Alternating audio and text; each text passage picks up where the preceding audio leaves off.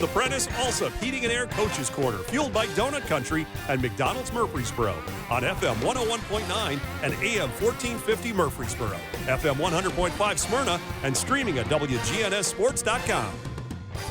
And this portion of the Prentice Alsop Heating and Air Coaches Corner brought to you by the Law Offices of John Day, providing superior legal representation to injury victims and their families. Find out more at johndaylegal.com. And joining me, John Dinkins here. Joining me is Kevin Creasy, the head coach of the Oakland Patriots. And, Coach, congratulations on what was a thriller last night against Mount Juliet.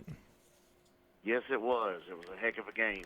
Two good teams going at it, and came right down to the wire. You know, we were really, when we were doing Riverdale Blackman, and we would catch the scores, and it was really fast paced. I mean, there were a lot of quick scores. I mean, it seemed like Mount Juliet would score, then you would score. You got down 21-7. We got a little concerned, but you made a good comeback. Yeah, you know, I think it's the fifth time this year, and you know, people are used to Oakland just blowing people out, stuff like that. Well, we knew this year it was going to be a lot of close games, but I know 5 times this year we've been behind in the fourth quarter, and our guys believe they can win. And you know, I'm proud of them for that. You know, all 5 games we fought back, and, you know, at least tied the game. And one of them we sent to overtime and lost, but the rest of them we fought back and won. And you know, that tells you a lot about our seniors and our kids. Couldn't be more proud of the way we fought back, you know, being down again 2 scores, and you know, just made some big plays right there that ended up getting us to the third round. Well, the biggest play, I think, was the strip sack by Taurus Allen, the forced fumble to preserve a win, because they were I think on your 49 toward the end of the game. Yeah, you know, Taurus is a force to be reckoned with. You know, we've had several colleges contact us about Taurus after the Riverdale game, and he's a kid that, you know, we got out, you know, has been wrestling, and a couple of our coaches, Mark Sprice and Tyler Eady, they help with wrestling too, and they've talked him into playing football. And now this guy may play on Saturday, he may get his college paid for. He made a huge play right there. Just went around the offensive tackle and strip sack, and their quarterback's a big 6'6" kid that, you know, has been starting for him for a couple of years. I had a great night. He had a great night against us. That was only the third time we sacked him the whole night. So, you know, it was a big play, and, yeah, it definitely changed the game. You had some other good players on defense. Caleb Ellison had a team-leading 10 tackles last night. We don't talk about him very much on the show. And Ethan Burrell, 4 tackles, a sack, a fumble recovery. So it may look like, oh, wow, they gave up 28 points. But when you're going against an offense that was clicking like Mount Juliet's was, you did kind of regroup after 21-7 and held them to really just 1 score. Yeah, you know, definitely had to change our mindset a little bit, our philosophy a little bit. I think our guys played more aggressive and you know, a little tighter coverage. It's one of those deals that Coach Watson made a good adjustment and got those guys to play a little more in their face and challenge the passes. But ultimately, you know, we just quit making dumb mistakes. I think we gave them some cheap yards, easy scores. We made them start to earn it, and to their credit, they did earn it, and made it a real tight ball game, no tied into the fourth quarter. Right at the end, we had 4th and inches, and ended up going for it. And, you know, like I said, you go for it enough on 4th down, it's going to come back and bite you. But, you know, we were dedicated to run behind our seniors and, you know, give it to a senior and, you know, live with the results if it didn't come out. So, big 4th down conversion. Again, DeJuan Morris scores the touchdown. But right before that, we had 3rd and inches and got called for not having a mouthpiece. I haven't had that one called all year, but apparently pretty serious infraction. We had one called earlier in the game for 5 yards. The second was 15. And then, of course, they told me if there was a third infraction, I'd be ejected. So it's pretty serious when it comes to mouthpieces. So we turned third and inches into third and, 15, 16, and we were able to convert that one because it kind of put us out of field goal range. Just a lot of big plays, a lot of crazy plays that happened that night. And, as a fan, I know it was pretty exciting to watch it, but as a coach, it's a little stressful. Well, I meant to tell you that. I think maybe you've added a few gray hairs because it's been that kind of season of close games. You've had those 4th and 1s situations. You've had a fumble or recovered a fumble and win a game. I mean, some of those things that have happened that have been crazy have been in your favor. Some not so much, but it makes for an exciting year for guys like us that are watching games and doing the games. But, yeah, I think the coaching staff has done a pretty good job keeping this unit together. Oh, no doubt. I think it's pretty awesome the way our guys have fought all year. Ultimately, it talks a lot about our guys' character, a lot of belief in the coaches. I think that's big. When you call a 4th down play, they believe in it. That's huge. Then, believing you can win, that's half the battle. So, real proud of our guys. And like I said, it's made for some great games.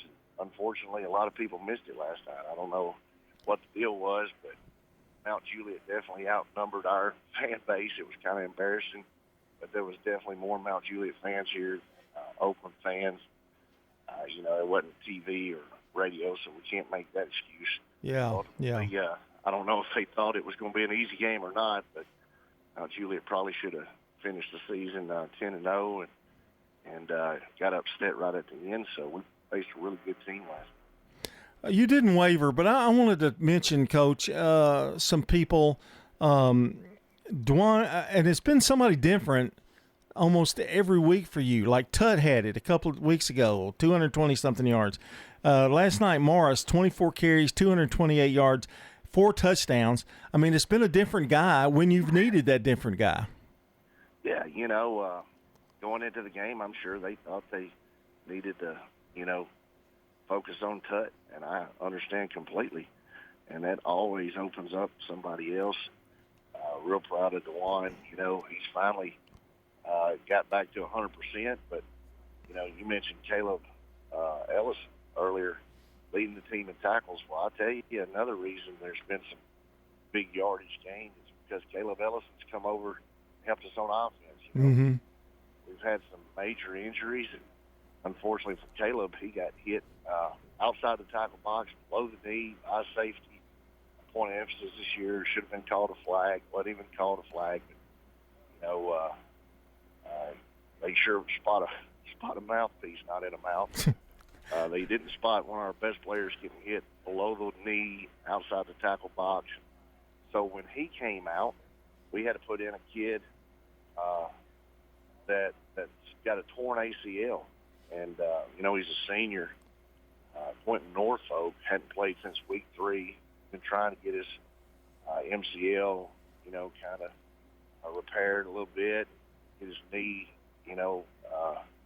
unswollen enough so it could fit in a brace.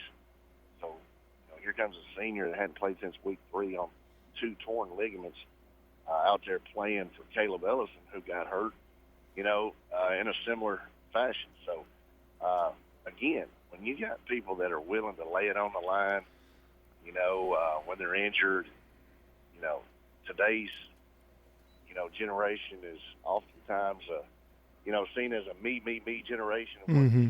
Me. Those dudes are out there playing for Oakland High School. Yeah. And, they both got injured again last night. Caleb came back in the game. Like I said, led the team in tackles. Quentin left the game, came back in after going under the medical tent, went back, fought again.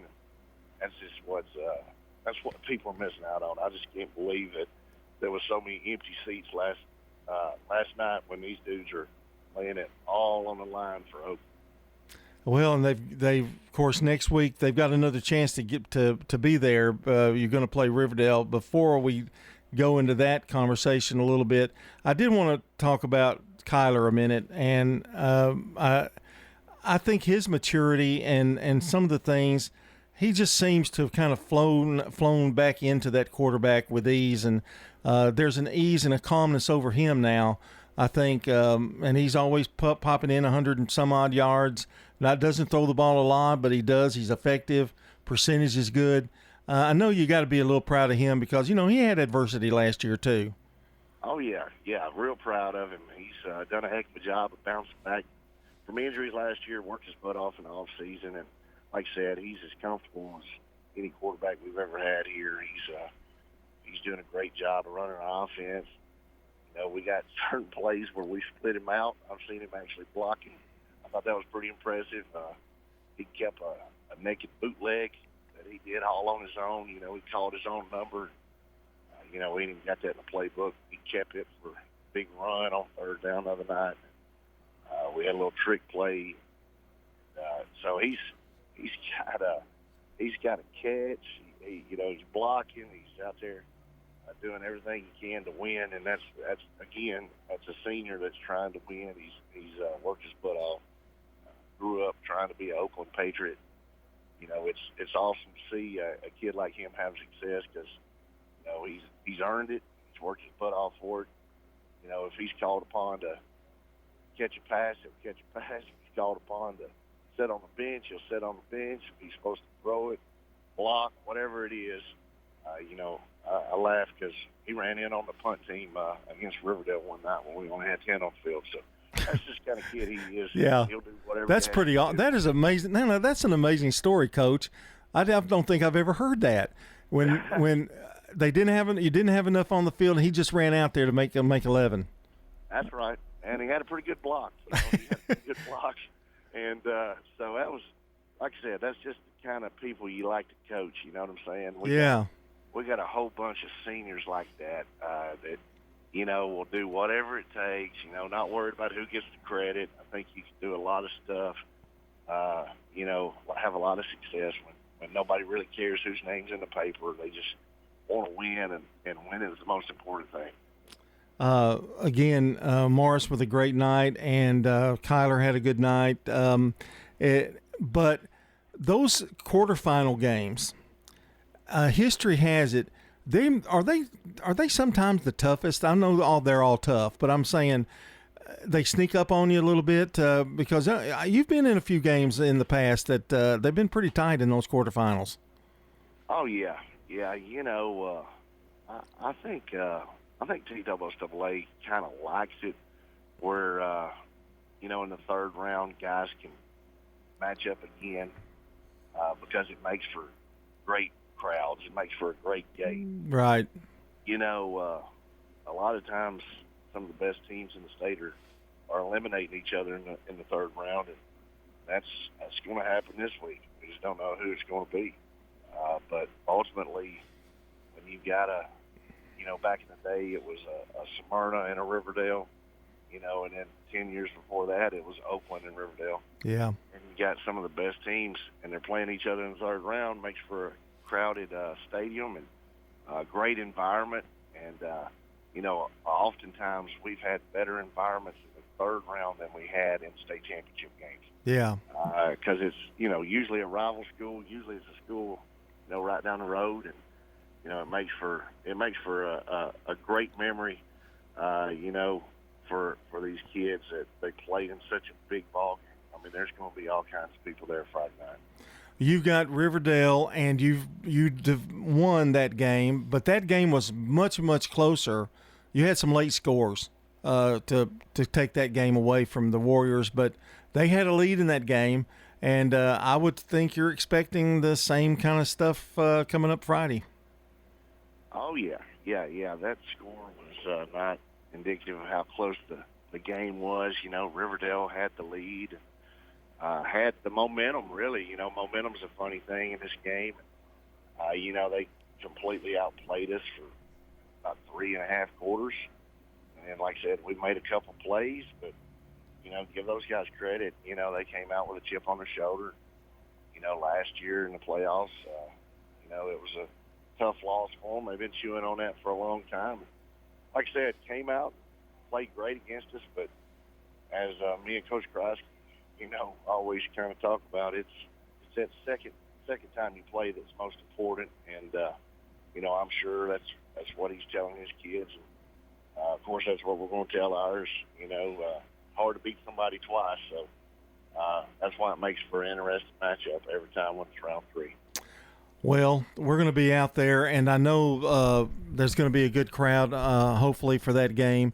They call it the Battle of the Borough. I call it the battle for semifinal action is what I call it. So somebody's got to win that bad boy. And so good luck to you, Coach, on that. And, boy, it's a pleasure talking to you a little longer than the usual 10 minutes. It was nice, pleasant.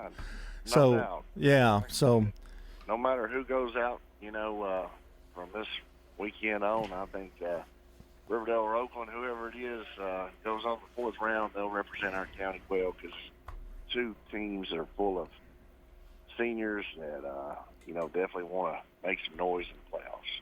And definitely 2 great coaching staffs and some great players on both of those teams. Coach, we'll talk to you soon, all right? All right, see you. Thanks you. That's Kevin Creasy, the head coach of the Oakland Patriots.